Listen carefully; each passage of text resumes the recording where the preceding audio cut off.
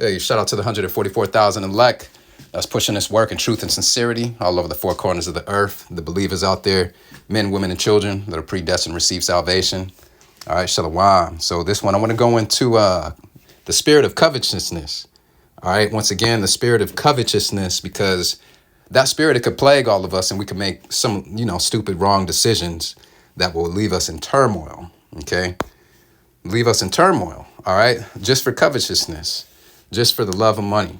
All right, so with that, I want to go into the book of Hebrews. We'll start off with the book of Hebrews.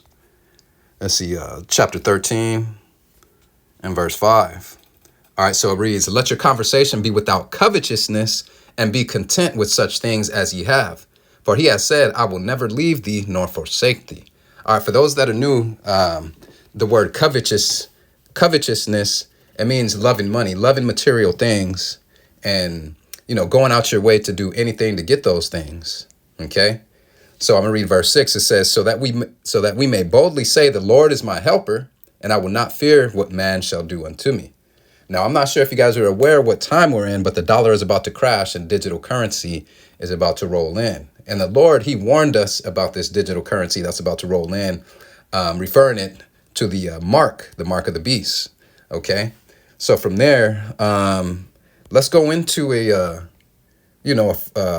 what covetousness can do. All right. What covetousness can do. Let's go to 1 Timothy chapter 6 and verse 10. All right. So it says, for the love of money is the root of all evil. Now, money is not evil, but the love of it is evil. All right. So it says, for the love of money is the root of all evil, while some coveted after, they have erred from the faith and pierced themselves through with many sorrows. But thou, O man of God, flee these things and follow after righteousness, godliness, faith, love, patience, and meekness. All right. So those are the things that we're supposed to fight after. Because the love of money, the covetousness, when you're into that spirit, you'll start to fall into the spirit of pride, being rude, doing anything to stomp over anybody and everybody just to get what you want, being thirsty for those material possessions, which can, leave you in a world full of trouble. Okay. All right. So let's go to verse 12. It says, fight the good fight of faith, lay hold on to eternal life, whereunto thou art also called, and has professed a good profession before many witnesses, right? Because as we hold on to this faith, when all hell breaks loose, when your money won't be able to work anymore, the world is going to see who God is actually really with and is protecting during these times. Okay, so he's warning us. Covetousness, that's a carnal spirit. All right, so I'm going to go into the law. All right, from the beginning, the book of Deuteronomy, chapter 5 and verse 21.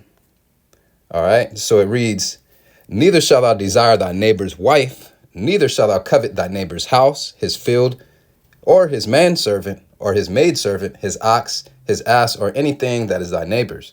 Okay, so we're not supposed to covet our next fellow's possessions. Okay, because it could put us in a spirit where we can do all kind of evil things just to get those things. All right, so that's a commandment to not even covet in the first place. Okay. So let's go to, now notice where it says in the beginning of the verse, neither shalt thou desire thy neighbor's wife. Okay, now we had King David fall into that trap of desiring his neighbor's wife. And he did all kind of wickedness right after he had committed that sin from sleeping with his neighbor's wife. Okay, Uriah the Hittite. And Uriah the Hittite, he was a faithful servant. He was faithful to the army of King David. Okay. And David went behind his back because he fell into the spirit of covetousness, particularly desiring his neighbor's wife. Okay, so let's get into that.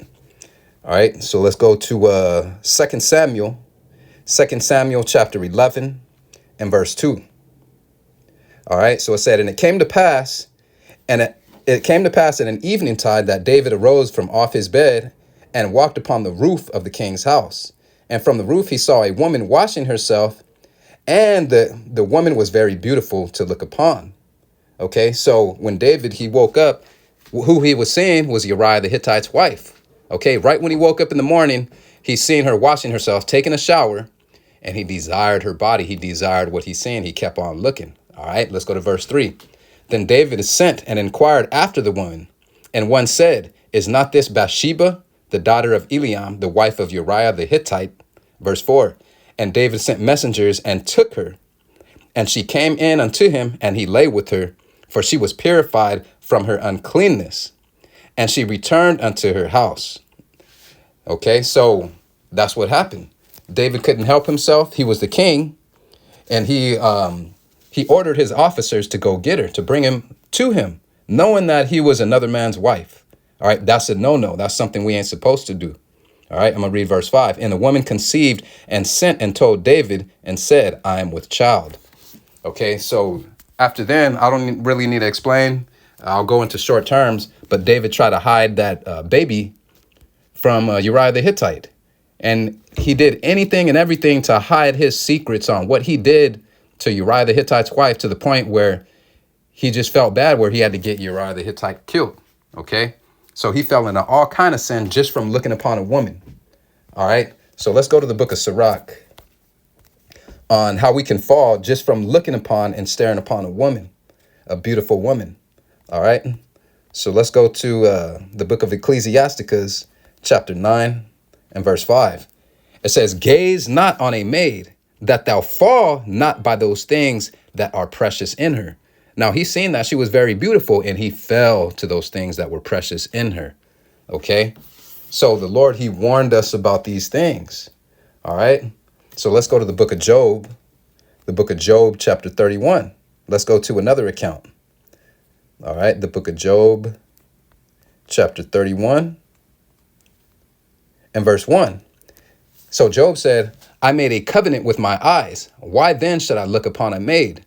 Right, because Job knew that if he looked on another man's wife or even a harlot, he would fall into those traps. Okay, he would fall into those traps. Now, you read about how these harlots, they take men for prey with their eyelids, and a man falls into the trap and he loses all his inheritance. Okay, so let's go to the book of Proverbs. The book of Proverbs, chapter 6 and verse 25. So it reads, let's start off with verse 24. Proverbs 6 and 24. To keep thee from the evil woman, from the flattering of the tongue of a strange woman. Now that's going into a harlot.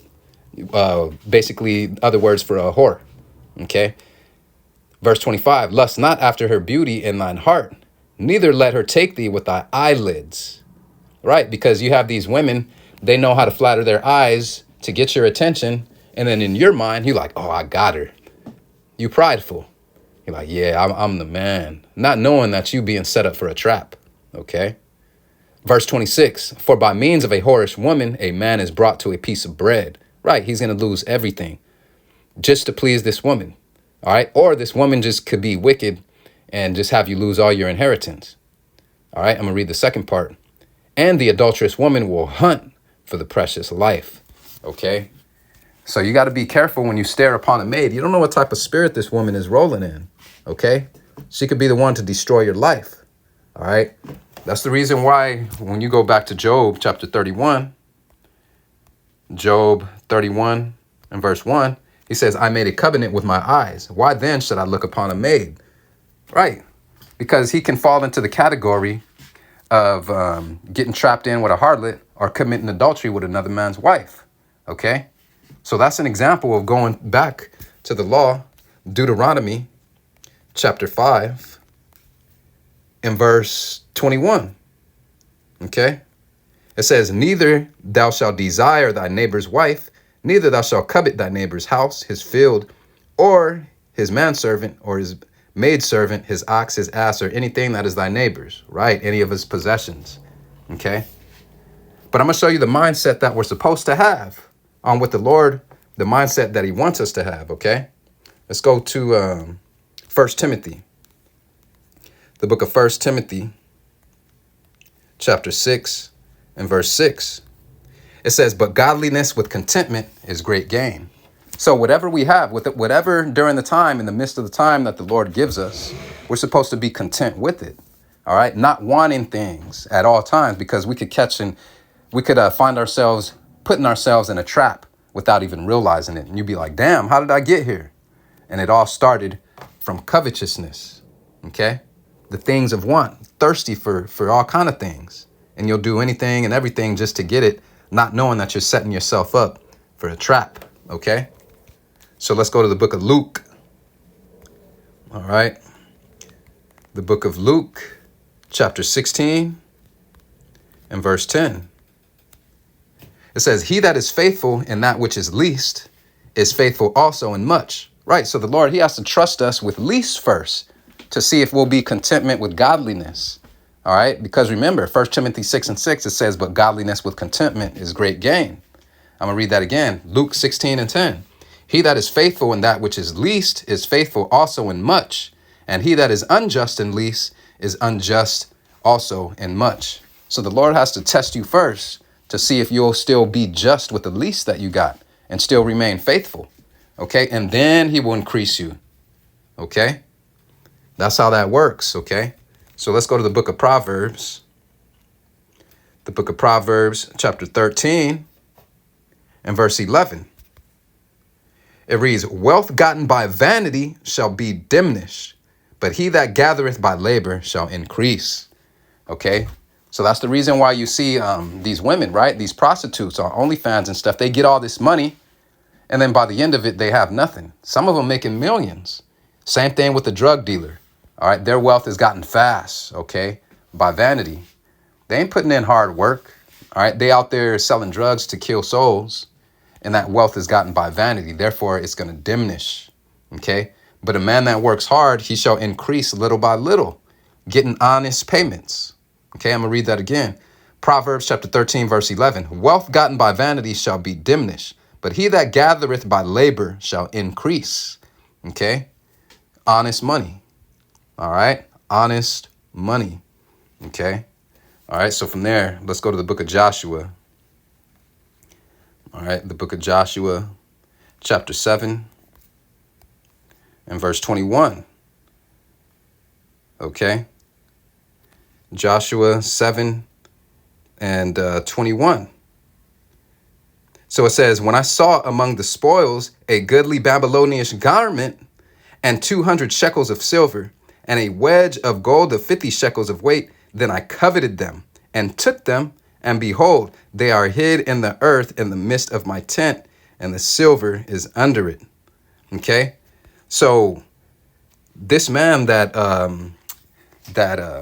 he coveted these things, you know, when the tower was besieged, when the city was besieged, when the Lord told him to wreck everything, don't take nothing, just leave it. You had a Judite brother that was covetous and seen all this money and hid it under his tent.